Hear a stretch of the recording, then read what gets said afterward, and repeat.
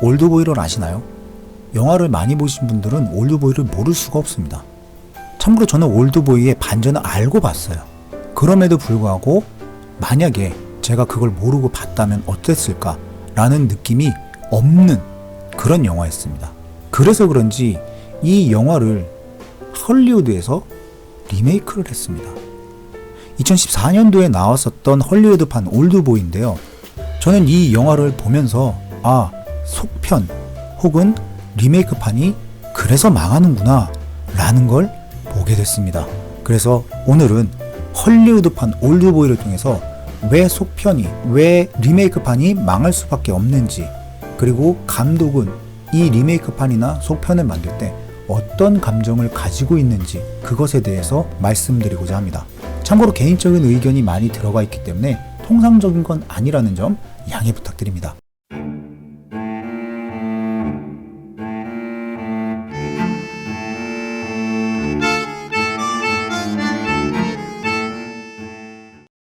자, 먼저 이 감독은 스파이크 리라는 감독이에요. 처음 들어보시죠? 저도 처음 들었습니다. 그런데 여러분들이 이 감독의 이름을 처음 들었다고 해서 부정적으로 볼 필요는 없습니다. 왜냐하면은 마블 같은 경우에도 신인 감독 혹은 유명하지 않은 감독들을 데리고 와서 영화를 만드는 경우가 굉장히 많이 있었어요. 대표적으로 닥터 스트레인지를 만들었었던 스콧 데릭슨, 이 감독 역시도 닥터 스트레인지를 만나기 전까지는 좋은 작품을 만들었다는 이야기는 들었지만 그렇게 성공한 감독은 아니었습니다. 축구 같은 경우에도 독일 축구 리그에는 굉장히 젊은 감독들이 많이 늘어나고 있는데, 근데 그렇게 늘어나는 이유가 그 사람들이 축구 선수, 은퇴한 그런 사람들이 감독을 하는 게 아니고요. 전문적인 축구 감독 교육을 받고 나서 감독이 되는 경우가 많이 있다고 합니다. 결국에는 그 사람의 커리어가 중요한 게 아니고 그 사람이 어떠한 퍼포먼스를 보여주느냐, 어떠한 경력을 가지고 있느냐, 그리고 그 가지고 있는 경력을 새로운 영화에서 어떻게 재창출시키느냐, 그게 굉장히 중요한 거예요. 그래서 이 스파이크 리라는 감독을 내가 모른다고 해서 그 감독이 역량이 없고 후지고 그렇게 볼 수는 없는 겁니다. 왜냐면은 마이클 베이 같은 경우에도 정말 유명한 감독이었지만 트랜스포머 시리즈를 가지고 가면서 엄청나게 많은 욕을 먹고 있는 그러한 감독이기 때문입니다. 그리고 외국에서 봤을 때 박찬욱 감독은 칸에서 상을 받았을 때 역시도 JSA로 베를린에 갔지만 지금처럼 많은 배우들이 함께 작업을 하고 싶어하는 그런 감독은 아니었습니다. 오히려 올드보이가 그를 대중의 반열에 올려놓았다고 생각을 합니다.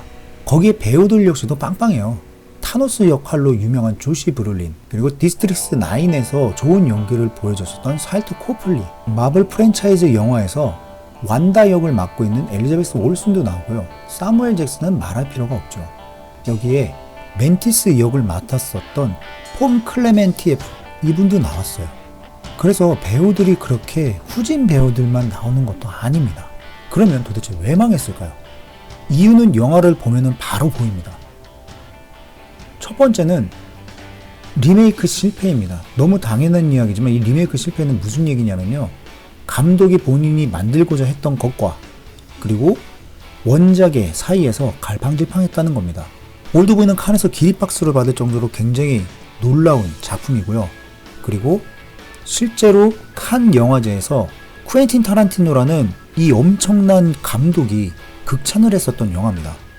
거기에 사람들을 휘둥그레하게 만들었던 그 잔혹함과 잔인함, 그리고 엔딩, 여기에 더불어서 우리들이 너무나도 잘 알고 있는 망치 액션 원테이크 씬까지, 이 원테이크 씬 같은 경우에는 킹스맨이라는 이 영화 속에서도 영감을 받아서 만들어진 그런 작품이에요.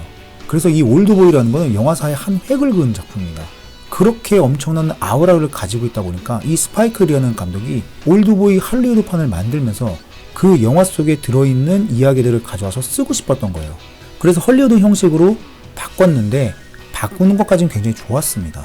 실제로 영화를 보면은 툭툭 끊어지는 부분을 제외하고는 중간중간에 보여주는 연출들이 그렇게 후지진 않아요.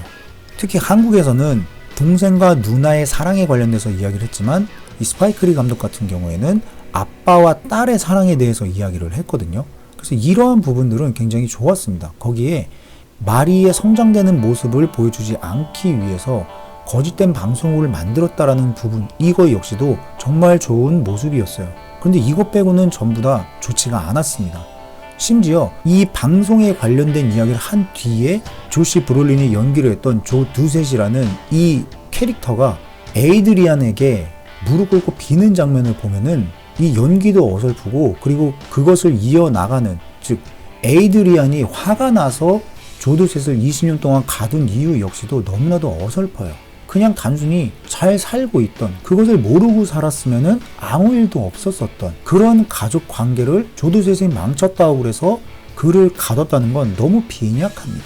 조금 더 나아가서 만약에 아빠와 딸의 관계 속에서 임신을 하게 되거나 아이를 갖게 되면 더 큰 불행을 낳을 수도 있어요.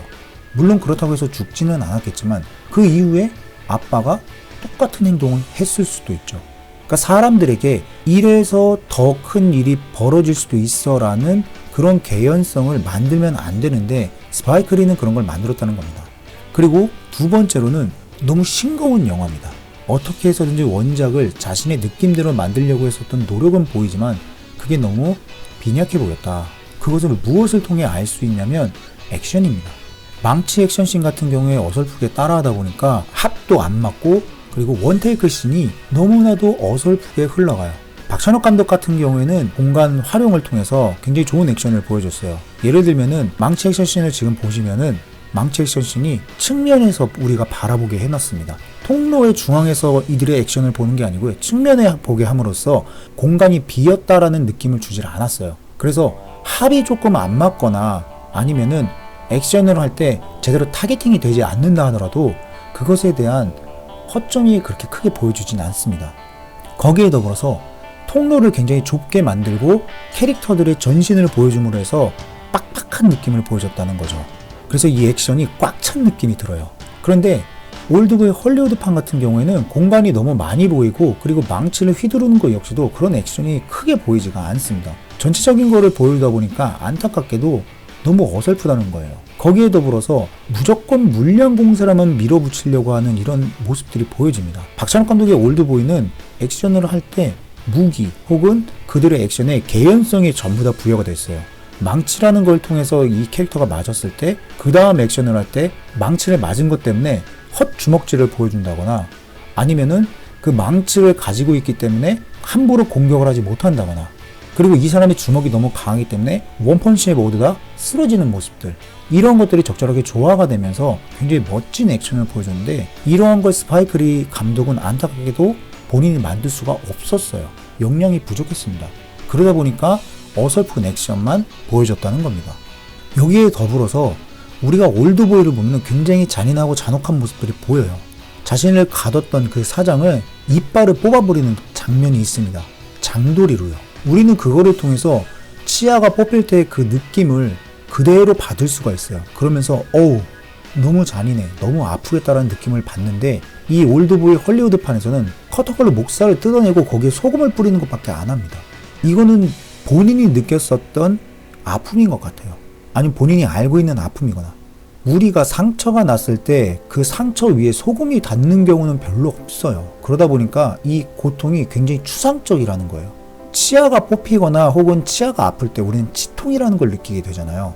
그래서 그 치통을 통해서 치아가 뽑히는 그런 아픔을 알고 있어요. 그리고 우리는 자라나면서 치아를 뽑은 느낌이 있기 때문에 치아가 잘못 뽑혔을 때 혹은 치아가 흔들림에도 제대로 뽑히지 않았을 때 아픔을 우리는 알고 있다는 거죠. 그런데 상처 위에 소금을 뿌리는 거? 이 느낌을 몇 명이나 알고 있을지 의문스러워요.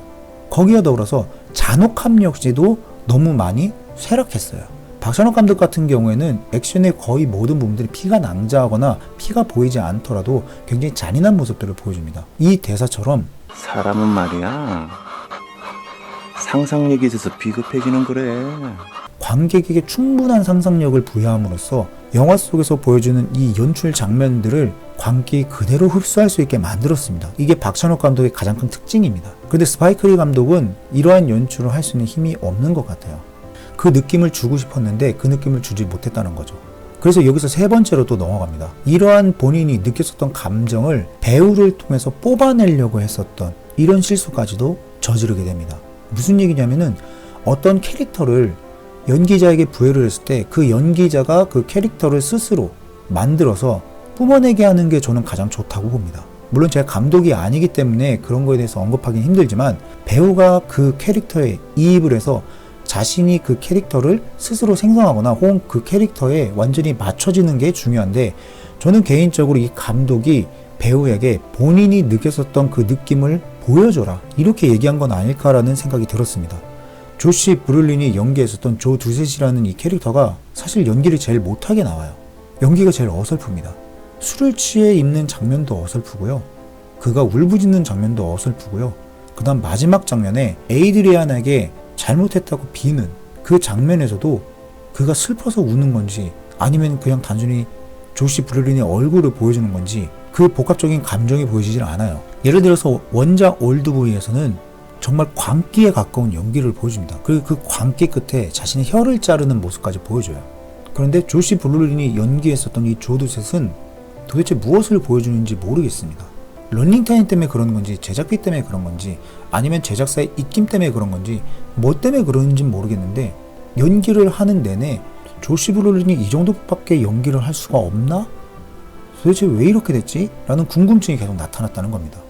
그래서 제가 내린 결론은 스파이크 리라는 이 감독이 본인이 몰드보이를 보고 느꼈었던 감정을 조시 브롤린을 통해서 뽑아내려고 했던, 즉 조시 브롤린이 연기한 조 두셋이 오달수의 재해석이 아니라 감독이 보고 싶어 하는 모습을 뽑아내려고 했던, 보여주게 만들려고 했던 그런 느낌을 받았다는 겁니다.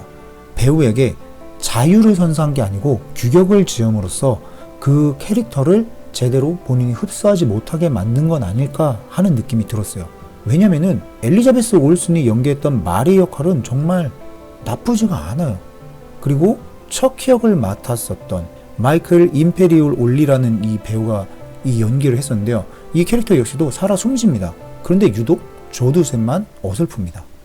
영화를 만들면서 굉장히 어려운 것들이 많이 있었을 거라고 생각을 합니다. 하지만 감독은 운동장의 코치처럼 배우들이 가지고 있는 장점들, 그런 것들을 조합을 하고 그걸 최대한 끌어내게 함으로써 작품을 만드는 게 저는 좋다고 바라봅니다. 그렇기 때문에 마블 시리즈가 새로운 감독들을 데리고 옴에도 불구하고 좋은 작품들을 만드는 그런 모습들을 보여줬던 거죠. 자, 그러면 긴 영상 봐주셔서 감사하고요. 다음번에 다른 영화로 찾아뵙겠습니다. 그러면 바이바이입니다.